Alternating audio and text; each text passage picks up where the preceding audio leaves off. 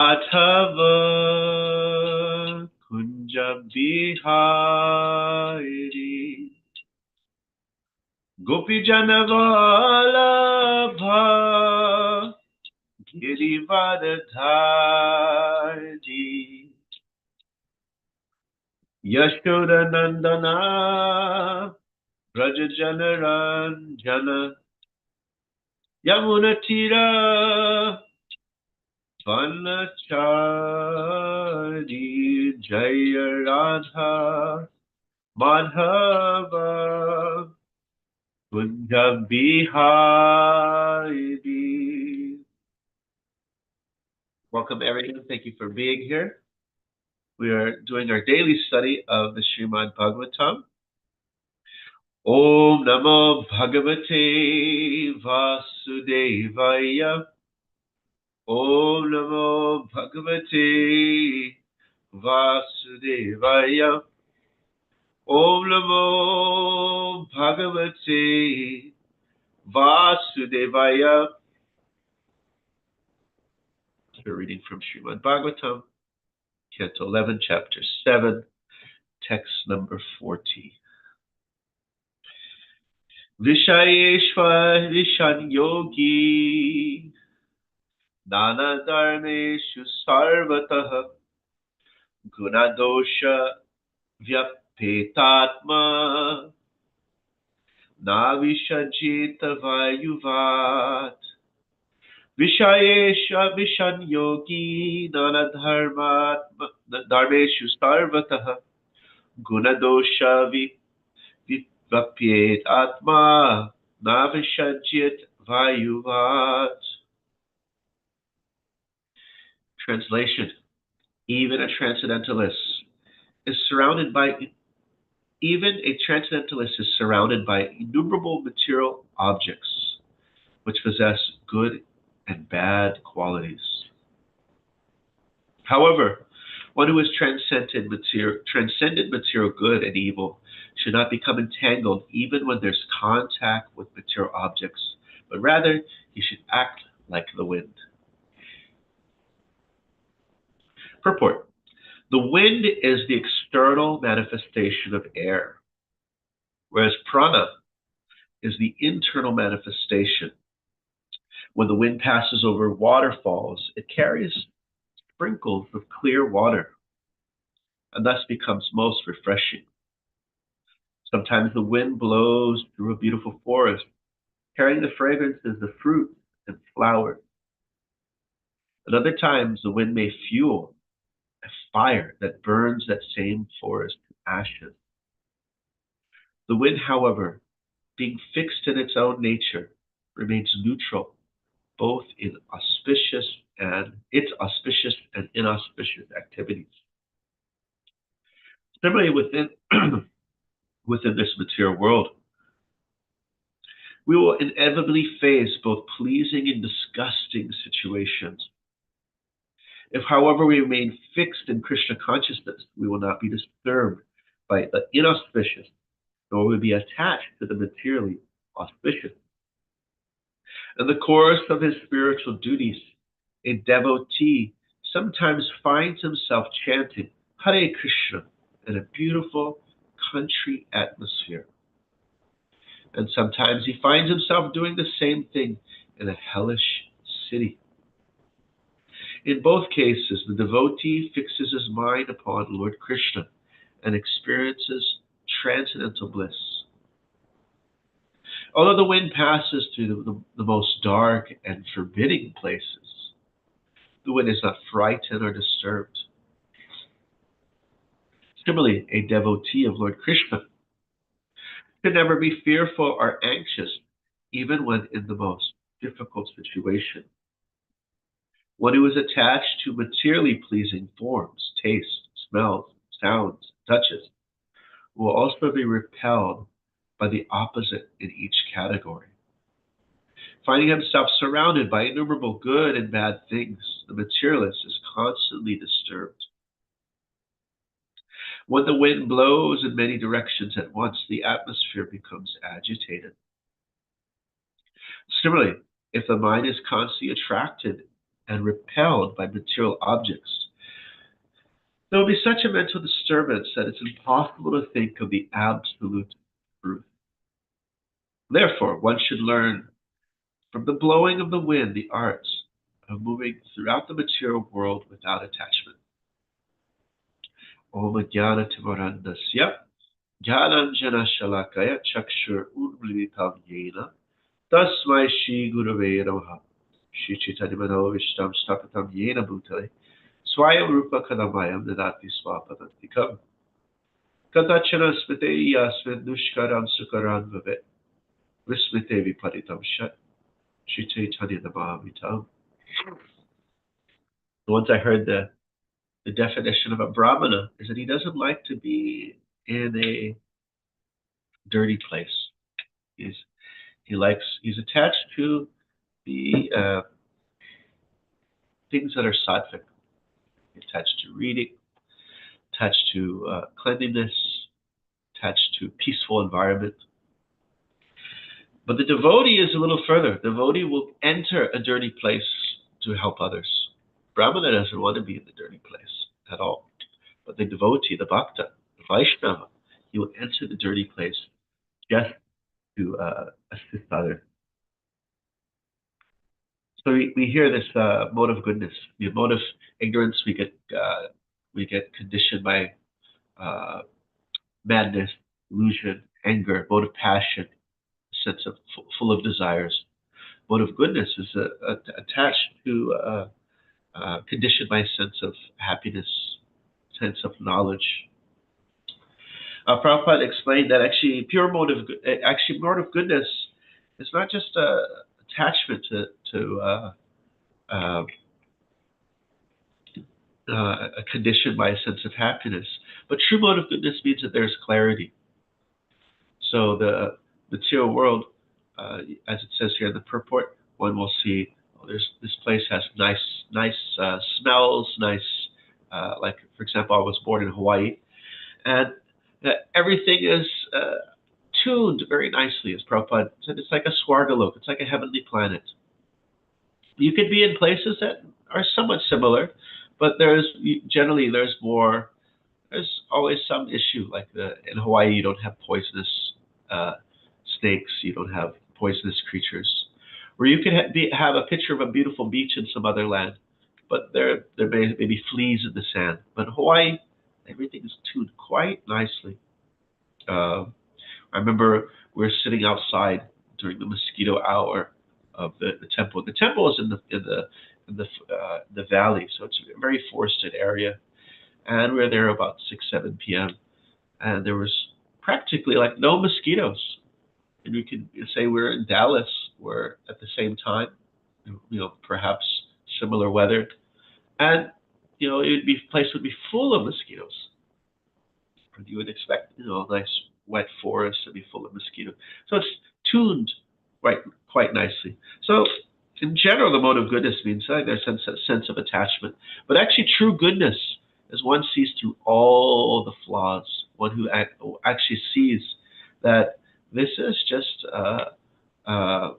one of those decorated traps, like you have these plants that exude a nice smell, but it's just actually a place of death. That's truly what it is. In the Western worlds, we cover this over. We don't see, like in India, if there's some car accident, there's some human body on the street, it's dead. It's not covered over. They might put rocks so that another car doesn't, smash into that body. But the concept, the idea that you actually die becomes quite easy to see.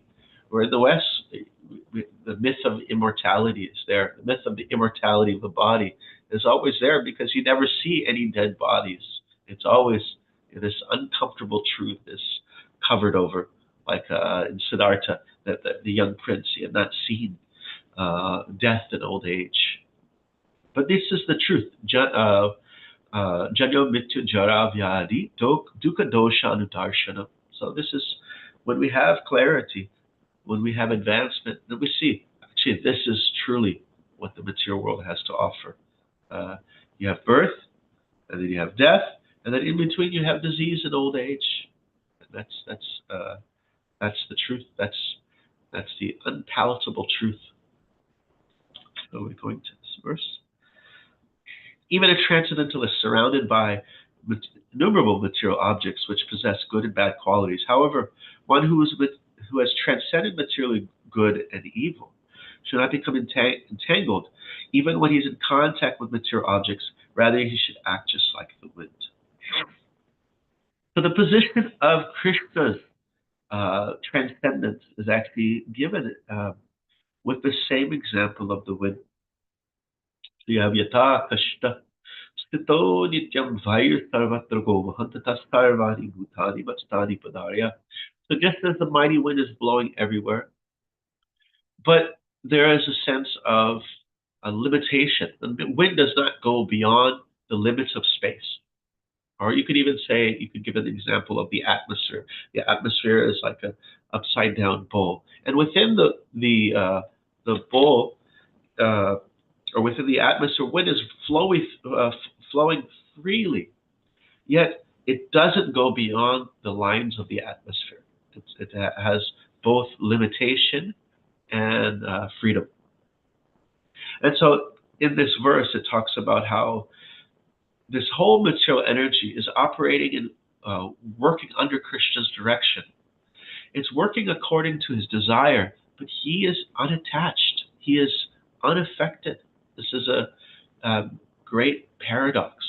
Because anytime you have a situation where a person is in any way involved or controlling, there is a sense of attachment and affection and being affected by that situation.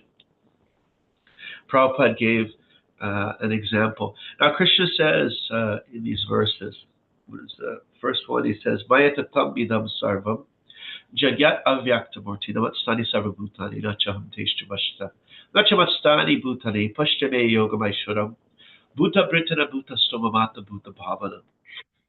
So he says, by my impersonal form, this entire universe is pervaded.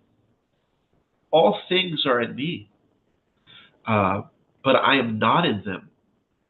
Nachamatani bhutani paschime yogamaishuram. And the next verse he says, and all things are not in me. Paschime yogamaishuram.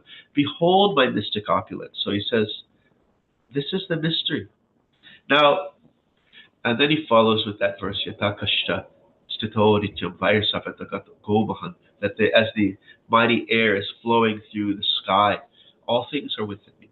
Now, in these verses, it's described as it is achincha. This concept is achincha. Now, Krishna gives an analogy. Now, if you give it an analogy, then you're explaining that which is inconceivable. You're helping make it conceivable. So, isn't that a contradiction? One may ask that if something is inconceivable, then how can you make it conceivable by use of an analogy? And so the acharyas explain that there's only one situation where a living entity is controlling, he is influencing, he is responsible, and at the same time has no attachment, has nothing is coercing him or affecting him. And that is a situation of Krishna in this material universe. And the analogy that's given is sky and the wind, or space and air. And the reason why they say this is suitable is because both air and sky, these are non-conscious elements. You have demigods that control these elements, but the elements themselves are not conscious. The only example of a conscious entity both allowing freedom and at the same time controlling is Krishna himself. And therefore, it's like we call Arda Shaka Chandra Naya. So you see, if you want to point out the moon, your friend's like, oh, where's the moon out tonight? And then you tell your friend, oh, look, it's over there by that branch. Now, of course, it's not by the branch, but that gives a kind of sense of direction or gives some kind of conceivability of where the moon is, but it's that moon is very far from that branch, but it just gives along the line of vision. So similarly, the example of the air in the sky or the air in space gives a sense of direction, but you can't really give an example because the only example of a living entity that controls and is not affected by anything is Krishna himself. Prabhupada also gives another helpful example. Prabhupada says that just look at me. I'm an ordinary soul, but due to my disciples' love for me, this entire ISKCON movement is going on. All the artiks are, Jainitaya is doing the arti, Vasudeva is doing other deity service. All these things are going on because of my disciples' love for me. He said, I'm not doing it. It's all going because of my disciples. So similarly, all the energies of this world are acting according to Krishna's pleasure, but he doesn't actually have to do it. His energies automatically act according to his will. And so although the wind passes through the most dark and forbidding places, the wind is not frightened or disturbed. Similarly, a devotee of Lord Krishna should never be fearful or anxious, even when in the most difficult situation. And so this is one of the primary qualities of the devotee, and this is the quality of sannyas, is that the person becomes fearless, abhay, because he understands, he has practical experience of Krishna's protection. Krishna will always protect his devotional service. He may not protect the body. He understands that the body is actually, he has the dukkha doshanudarshana. He has a truthful understanding in the material world that it's not a safe place, that it's not a place of guaranteed protection. And so he has this understanding that, Krishna is there. He's there for his devotee. He may sometimes protect material circumstances, and he does this for many different reasons, but he's there Krishna's primarily objective is that he loves to please his devotees. And even those who are not in the mode of devotional service, he's always there to please. So in the, I think it is Chandogya Upanishad, or maybe it's a different Upanishad, it describes that how Krishna is pleasing the living entities in all stages of their consciousness. So as Vishva, in the waking state, so someone who is awake in the material world, he is pleasing by providing all the objects of the senses. And as Taijasa, he offers the objects of within our dreams. And as Pragya, he offers us the type of shadow of bliss when we're in deep sleep and we rest in the supersoul, just like all the living entities rest in the Mahavishnu at the time of dissolution. But then as the Turiya, as Vasudev, he provides bliss in the sense of relating with him. And so Krishna, his desire is just simply to share bliss, and he's always there for his devotee. Now there is a nice letter from the book, these Screwtape letters, that has some relevance to this verse specifically about this concept of this inconceivable concept of dependence and independence, because yesterday or the day before was Independence Day. And so we actually want to be always independent. We want to have dependence. We want to be in that dependence upon Krishna. Would anybody here like to hear that letter? Let's see. Tell us. Give us a holler. Holla. We want to hear it. Okay. Just wanted to check. Maybe I can put it up. Yes, holla. Screen. Word. All right. Okay, so let's put it on the screen. This is by C.S. Lewis. Okay, hold on. I was just speaking with Jayadvaita Swami about this. He also loves it, this book. Okay, so just to give you a rundown of the concept, basically you have the senior demon, the Bhakta leader, and you have the junior demon, the Bhakta. And the demon's job is to get into the human's ear, get into their consciousness, and make sure that they stay in Maya. That's the demon's job. And he's writing letters to his nephew, and it's just on his side. That's what you see in the book. It's just the reply letters and response letters of the demon named Screwtape. And basically, it's a counter. Basically, if you read the book, it's basically telling you how to keep out of Maya. This is the tricks of Maya. This is the tricks of illusion, and the ways that we keep ourselves away from God. And so let's go through it.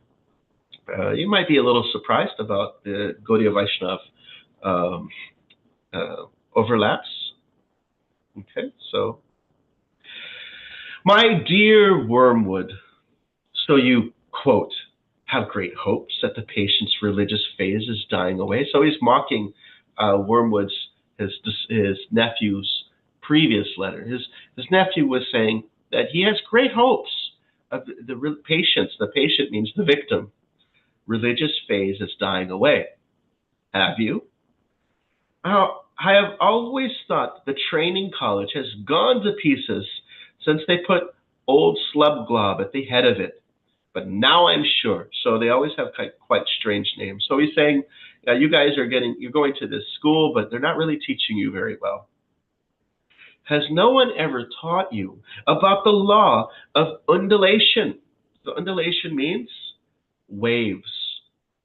Material world, you got the three modes. You have this cycle of just ups and downs. We have cycles of opulence and cycles of lack. And so he was saying that you're thinking that this person is not religious because you're keeping him in this materialistic mindset, but it's just how the material world works. It goes through ups and downs. And actually, so we'll hear. It says humans are amphibians. Now, half spirit and half animal. So what does he mean by that? This is what we call Tatashta Shakti. Tatashta Shakti means that a human being can either take shelter in the material energy, or you can take shelter in the spiritual energy. The jiva is, as he says, half spirit, half animal. He's half on the kind of spiritual path, and he's also in the material. Has this material body, and he'll make it clear. The enemy. So the enemy, whenever he says the enemy, that means God. Remember, these are demons trying to keep souls away from God. The enemy's determination to produce such a revolting hybrid was one of the things that our determined father, that's Satan, that determined our father to withdraw his support from him. As spirits, they belong to the eternal world, but as animals, they inhabit time. This means that while their spirit can be directed toward an eternal object, their bodies, passions, and imaginations are in continual change. For to be in time means to change. And their nearest approach to constancy, therefore, is undulation. This is, again, ups and downs. The repeated return to a level from which they repeatedly fall back, a series of troughs and peaks. If you had watched your patient carefully, you would have seen that this undulation in every department of his life, and his interest in work, his affection for his friends, his physical appetites, all go up and down. As long as he lives on earth, periods of emotional and bodily richness and liveliness will alternate with periods of numbness and poverty. The dryness and dullness through which your patient is now going through are not, as you fondly suppose, your workmanship. They are merely a natural phenomenon to which us have no good unless you make good use of it. To decide what is best. So how do you? He's saying, let's not, this is not to your credit, but you can learn how to use the ups and downs for your favor. And to do that, you have to figure out, what does God use? How does God use ups and downs in life in His favor? So he says, to decide what is best, what the best use of it, you must ask yourself what the enemy wants to make of it, and then do the opposite. Now it may surprise you to learn that in his efforts to get permanent possession of a soul, he relies on the troughs even more than the peaks. So we hear this in 10th canto of the Srimad Bhagavatam. He says, if I specially favor my devotee, I withdraw everything until he has nothing but me. So here he's saying the same thing, that God relies on the difficult times to help us grow in our bhakti. Now, some of his special favorites, so the special favorite souls, have gone through longer and deeper troughs than anyone else. We have in ISKCON, we have the saying, if God likes you, it gives you everything. But if he loves you, it takes it all away. The reason is this. To us, a human is primarily good. Our aim is to the absorption of its will into our own, and increase our own area of selfhood at its expense. So he's saying, for the demons, we want the humans to become us. We want to take over their will. It's a zero-sum game of a relationship. I am great, and now you are nothing. You are part of me. It is kind of like an impersonal Advaitist view that you've lost your existence because you've become part of the whole.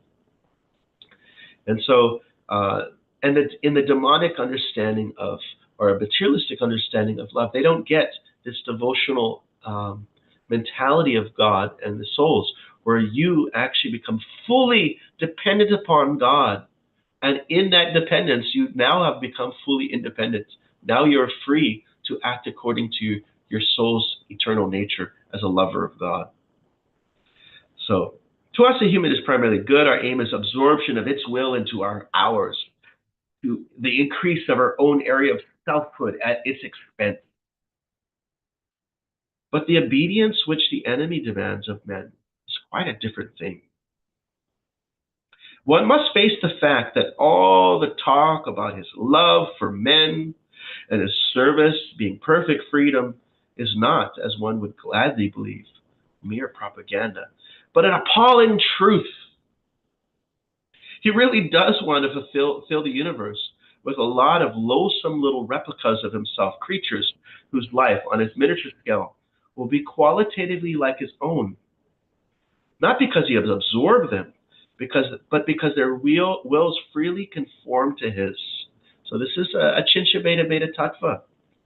So, having the Upanishads where Krishna says that Eko Bahusham, that the one became many. And why does Krishna do this? He does this for pleasure. The souls enter into this material world because he wants to first also give them the opportunity to fulfill their own desires, but he also wants to save them and fulfill their deepest desire of reconnection, or being fishes back in water. So he allows that freedom, but he also creates a facility by which the soul can come back. We want cattle who can finally become food. This is the demon speaking. He wants servants who can finally become sons. So they're moving up from Sakya, from Dasyaras, Sakya. We want to suck in. He wants to give out. We are empty and would be filled, and he is full and flows over. Our war aim in this world, in which our Father below has drawn all, our war aim is a world in which our Father below has drawn all other beings into himself. This is the Advaita Everything becomes into, and the enemy wants a world full of beings united to him, but still distinct. This is again a Chincha Beta Beta Tattva. So why does God use the troublesome time? We'll hear. And this is where the troughs come in. You must have wondered why the enemy does not make more use of his power to sensibly present himself to human souls in any degree. Why doesn't God just, Krishna is within every atom. He could just reveal himself like a 0.00001%, and we would immediately be forced to surrender by the grandeur and awe of his power. We'd be forced to surrender if he just revealed a tiny microfraction of his existence, to take down the illusion just a tiny bit and reveal his existence. And so he's saying to the junior demon, he must have wondered, why doesn't the enemy just do that? He could. Why doesn't God just do that? But as you will now see that the irresistible and indisputable are the two weapons which the very nature of his scheme forbids him to use. So God does not just force his existence. And why is this? Because love is voluntary. To merely override a human will, as his felt presence in any but the faintest, most mitigated degree would certainly do, would be for him useless. He cannot ravish. He can only woo. For his ignoble idea is to eat the cake and have it. The creatures are to be one with him, but yet themselves. Merely to cancel them or assimilate them will not serve. He is prepared to do a little overriding in the beginning. So we hear about this, the Bhakta bliss. You find this described in the devotional literature. Krishna, to Narada Muni, he gave him that inspiration, a little bit of his presence. But then he allowed the soul to kind of journey on their own. So we'll hear. He's prepared to do a little overriding in the beginning. He'll set them off with communications of his presence, which though faint, seem great to them, with emotional sweetness and easy conquest over temptation. So this is some of the results of devotional service, that one actually experiences higher taste and the easy conquest over temptation. But he never allows the state of affairs to last long. So sooner or later he withdraws, if not, in fact, at least from their conscious experience. All the supports and incentives. He leaves creatures to stand up on their own legs. You find this, I think it's Bhagavad Gita 6:23. Prabhupada repeats commentaries. I think it's Vishnu Chakravarti and Baladi Vidyabhushan. They all cite the example that was given by Shankaracharya's Param Guru, Gaudapad. And that's the example of the tiny bird whose eggs were swallowed up by the ocean. And this bird had taken a vow, with his little beak, you better give my eggs back, O ocean, or I will drain you myself.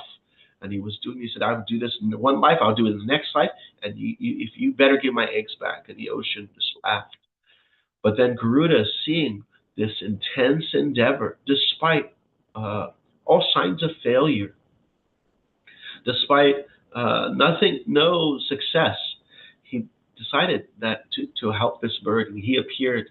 And Garuda, if you read in the Puranas, Garuda is so immensely powerful that as soon as the ocean god saw Garuda, he immediately, in a frightened way, returned the eggs back to the little sparrow.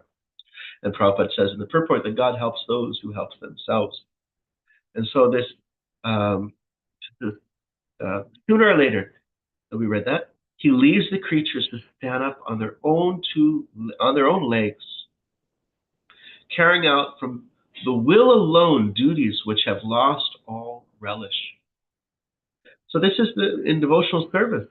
You find even the great devotees, they say, oh, I have no attachment devotees, the pure devotees in the Chaitanya Leela, I have no attachment.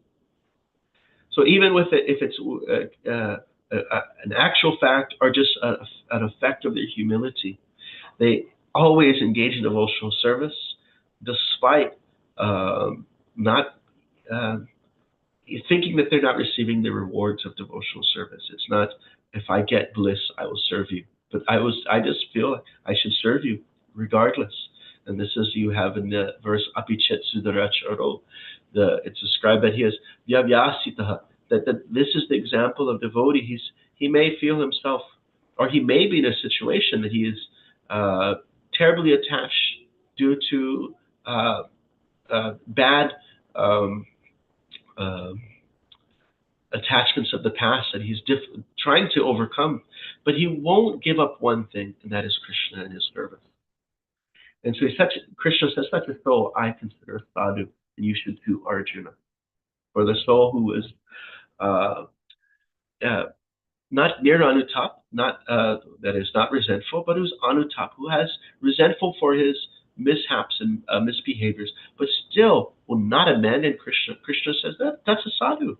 He is like a mango. You put him keep him on the tree long enough, he becomes soft and sweet, while now he may be hard and sour. So during such trough, it is during such trough periods, much more than during the peak periods, that it is growing into a sort of creature that he wants them to be. So that's when hence, prayers offered in a state of dryness are those which please him best.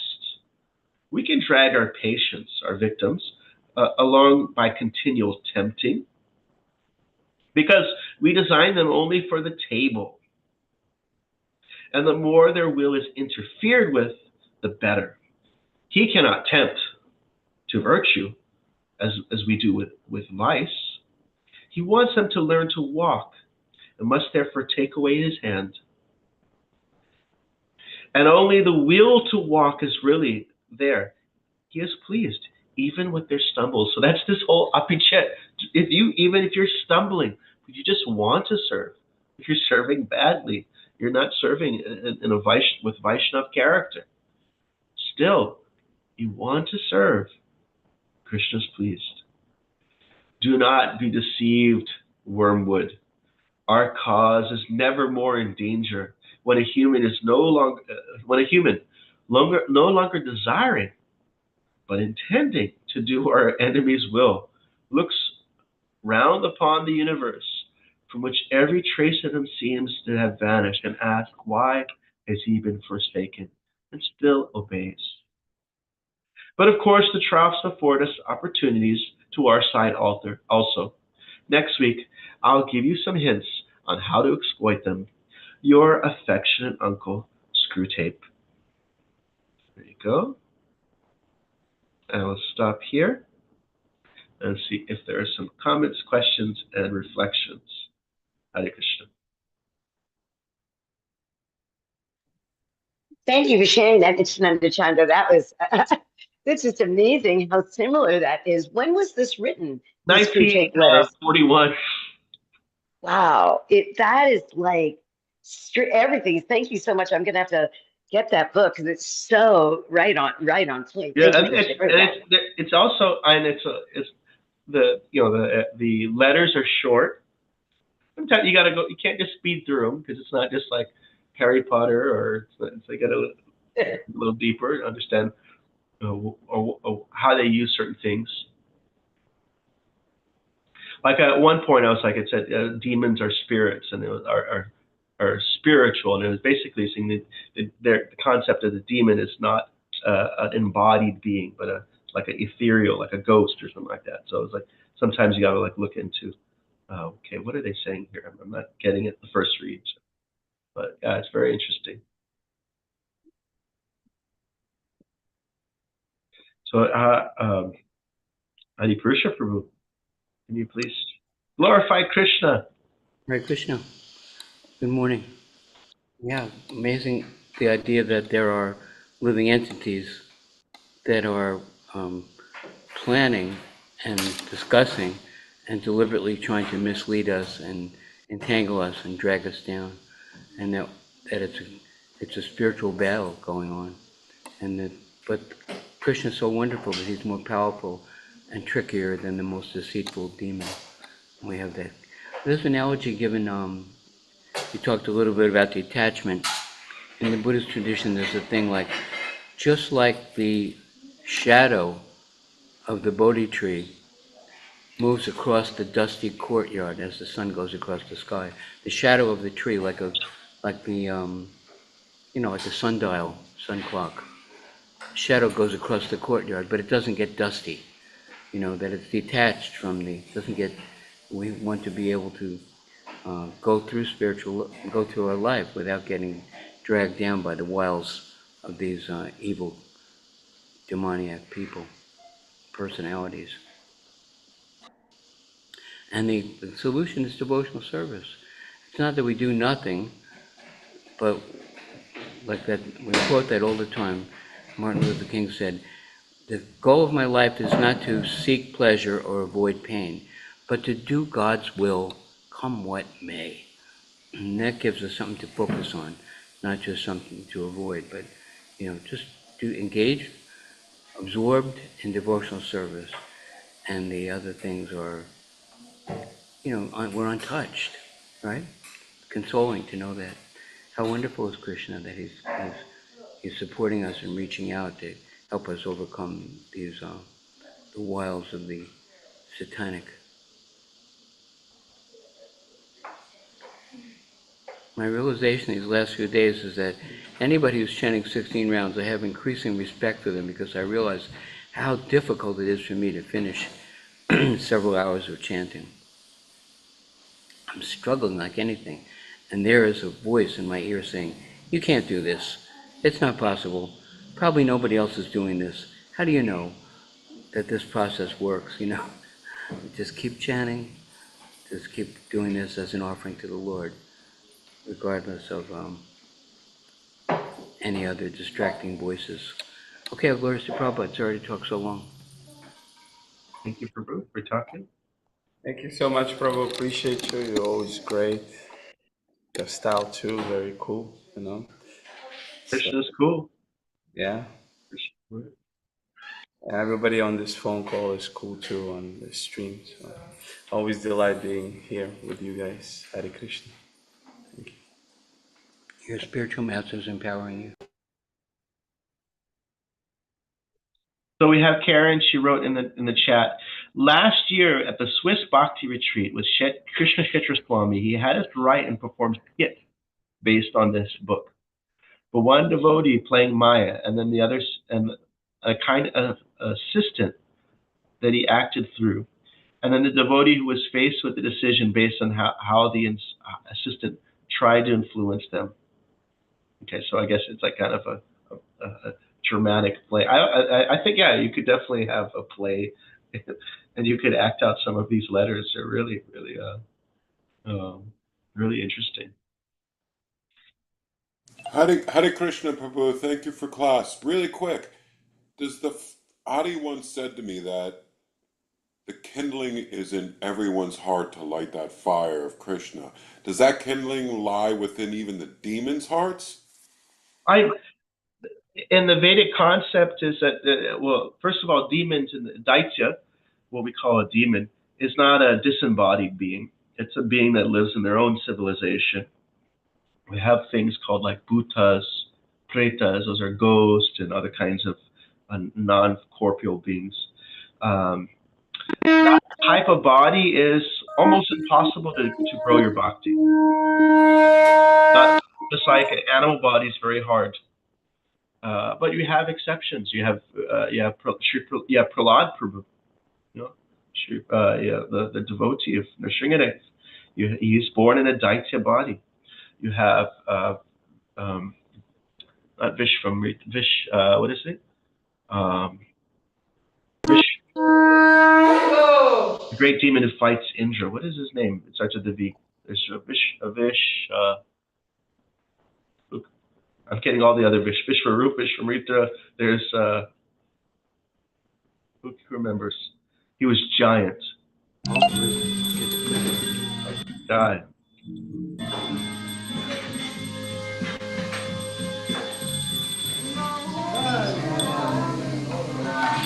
Guy.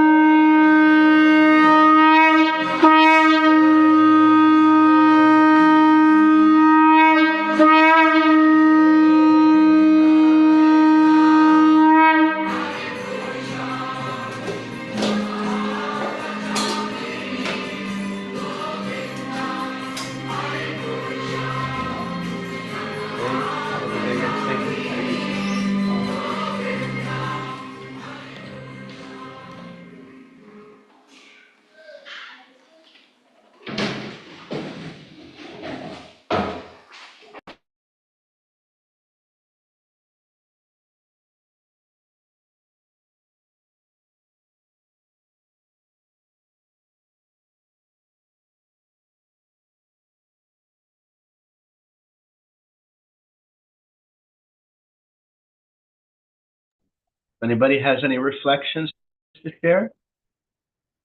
Just a quick thing that C.S. Lewis is also the author of the Chronicles of Narnia, for anyone. I think those became popular movies recently, but if you Google him on YouTube, C.S. Lewis, there is somebody has made a number of clips of his writings. He was a very, very, very ardent Christian, but everything he writes, you could just substitute the word Krishna for God, and there's a lot of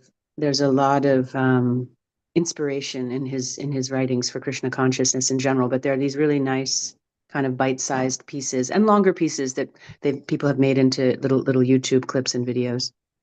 Hare Krishna. What's your favorite C.S. Lewis quote, Venamaduri? I don't know. I don't know any quotes. I have my favorite, if I may. Yeah, of He course. says that being to love somebody, it doesn't take being a big time lover, a good lover. It's not about being a lover.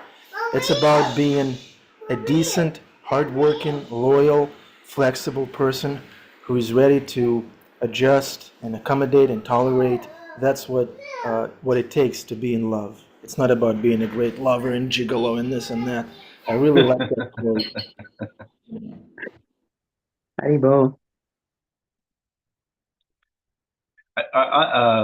Ananda Bihari, I heard a nice quote about relationships, that it actually compatibility, most of the compatibility is after you're married and how you're willing to grow and adjust. It's not, oh, just the stars aligned, but your actual personal growth. It's not just the personality types, but personality growth. Yeah, yeah. The You people. guys want to hear some quotes from C.S. Lewis? Oh, Devotional? yeah. All Yes. right. If I find in myself a desire which no experience in this world can satisfy, the most probable explanation is that I was made for another world. Then the next quote is God cannot give us happiness and peace apart from himself, because it is not there. There is no such thing. So these are things they nail down, the eternal perennial philosophy of God, Krishna consciousness. I believe there's a quote, Chandra, you might know the source, amongst mystics, and that includes all religions. There's Christian mystics, people who read between the lines, and there are Eastern, Occidental, and Oriental mystics of all types. And the saying is, amongst mystics, there are no disagreements. So we find it's a great thing. It triangulates our faith, meaning it gives it another leg of support. When we find the presence of a personal God actively involved in our lives, you find that presence in the stories and the teachings of all other religions, if you dig deep enough. So God is one. And it really does help our faith, which is what it's all about, our faith that Krishna is there, and that we can get by just by only depending upon him. Hare Krishna. Haribo, thank you. Said God can't give us God can't give us peace and happiness apart from himself. Because it is not there. Right. And it also says, I mean, this is my friend Google says that this quote is attributed to him from Mere Christianity that we talk about a lot. True humility is not thinking less of yourself. It is thinking of yourself less. Or thinking more of God. Word. Thank you. I remember you had a quote by C.S. Lewis, a prayer by C.S. Lewis in the kitchen. It was on the door frame. Was it being held up by masking Yes, tape? masking tape, yes. Is- I- I can't remember. okay. You remember? Quote. Yeah, it's a great prayer. 100% Krishna conscious prayer. What did it say? Forget. It's Kali Yuga. It just goes in one ear, goes right out. Sadly, that's why I'm in class every day. I'm sitting on Kubja here looking at a little baby bunny eating clover in the field. I'm right next to him. He doesn't realize I'm here. What's that got to do with class? The innocence of the baby bunny, he's protected in the grass because there's compassion all around him, including the nearest predator, which is Ram. I think I think we're all like the baby bunny and you're Krishna, right? Krishna's right next to us, but we just don't see it. He's watching us. He's saying, We're just okay. nibbling our grass, nibbling our Yeah, grass. he's going about his business. What a cutie. Yeah, there's this story of this lady. She had she went to see a psychic about her husband, and she said, I'm wondering how is my husband doing? He has passed away. He said, well, actually, I can communicate with your husband. So she said, you wouldn't believe it here. It's like, it's beautiful. I eat delicious food.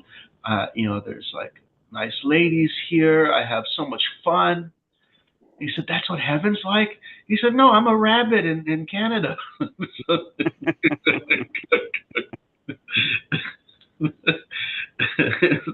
I'm a rabbit in Canada. Yeah. He took birth as her little buddy.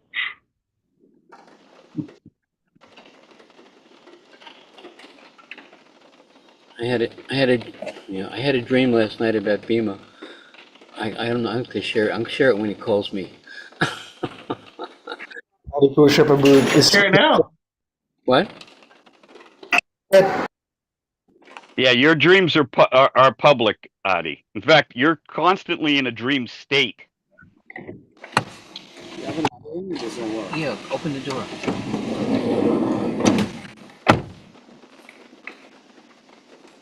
Yeah, I'm trying to talk to you, and Meru is.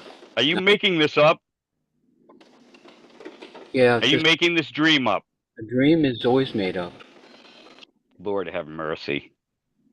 I'll tell you about it on the phone personally. No, you don't do that during class and embarrass me like that. You tell what the dream is. Did it have anything to do with Krishna consciousness?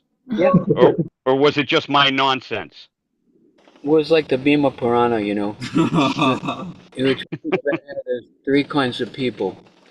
There's devotees, and there are ordinary people, and then there are animals. And you said you were saying animals are honest. They just, what they want, they go for, and there's no pretense. And then most people are just pretending not to be animals, but they're actually animals. Does that seem like something you would say? That's what I said to you. You said it to me, and then yes, I said to you many times. You said that, yeah, that's why. First of all, that's why I hang out with animals. I don't have to watch my back. They're I can't talk because Mary's laughing. There's the people that are pretending to be people, but they're actually animals. And then there are devotees that are hoping to be something more than an animal. That's what you said in the dream. Sounds valid. That makes sense to me. All right, onward back to class. We have our choir, junior choir.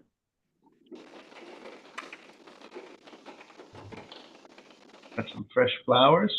Karen's got some good flowers from the garden. That's one of the first things I learned about Krishna consciousness. I was 14 years old on Kailua Beach, and my friend said, if you take a flower and offer it to Krishna, then the soul in the tree gets benefited. And I was like, this is first I'm learning animals aren't just things rocks that look alive. They're actually souls with just different bodies. And now you're telling me. I couldn't believe that there were devotees who would spend hours making garlands in the privacy of the temple at night or at home. My friend, she was 14 years old, not a guru coolie, and she would make a garland every day for her picture of Prabhupada and Krishna, a huge garland every day. Yeah, that's hours, and it's wiped out the next day. The next day, it's taken off. And this wasn't a temple. This was at her house. I couldn't believe it that they did. At New Vrindavan, you had like 12 deities. Actually, you had like 24 deities that had fresh garlands every morning. And I was like, who is doing this? And there's no praise or adoration. It's like they're put up there. It's a personal thing. Somebody has Krishna's or Radharani's garland to do, and it was mostly Mataji's. Prabhuji's were out in the dirt. But there were many pujaris and stuff. And I thought, what is this love? I mean, I respect so many of these devotees, they're intelligent, they're characters, they're humble, they're full of energy, and yet they're spending 2 hours a day taking petals off of flowers and creating a garland, and in privacy. And it was one of the convincing factors that there was something more to be learned in what Bhakti Yoga and what Krishna consciousness was all about. Kind of led me in. Hare Krishna. The garland may fade the next day, but the love that you put into it, Krishna sees that forever. And the garland don't look half bad either. Bhima, this is Angelica. She's here from Germany, one of our guests. Hi. Guten Tag. Guten Tag. Oh, Okay, what's your takeaway from today's class? that love rules everything and conquers evil. It's the shortest version of your talk. Very good. That's a great takeaway.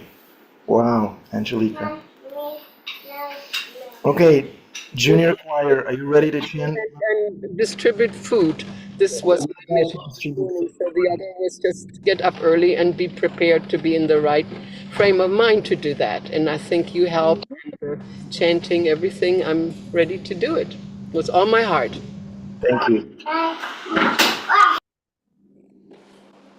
Can we still be Purana once a week class? No? Meru.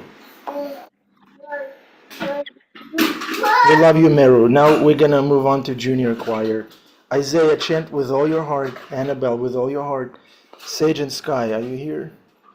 Okay. Right. Chant twice as loud, all right?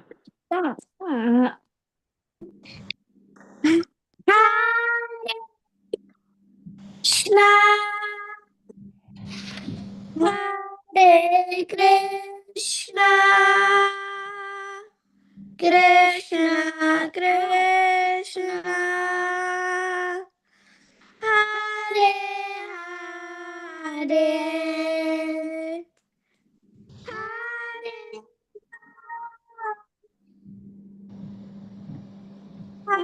Hare